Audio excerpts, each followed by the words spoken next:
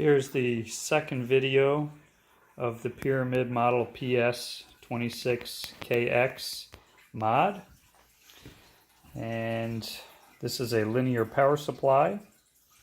And the first mod, we hot glued some blue LEDs in here, tapped it off of the circuit board. And this mod, we went ahead and put some connectors on here and pulled off the original nuts and put on some 10 gauge coming back and going out the back of the actual power supply. Drilled a hole in the back, put a nice rubber grommet, and we threw some Anderson power poles. And I'm going to go ahead and try this Chinese style of the rig runner and see how this actually works. It's actually pretty decent, pretty nicely made. And we're going to do a little bit of a test on it and see how that works. But this linear power supply, instead of running it off the front from the GoBox, we're going to go ahead and run this off of the back.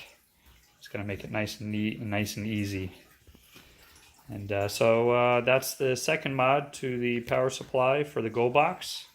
Thanks for watching. KC2NDA 73.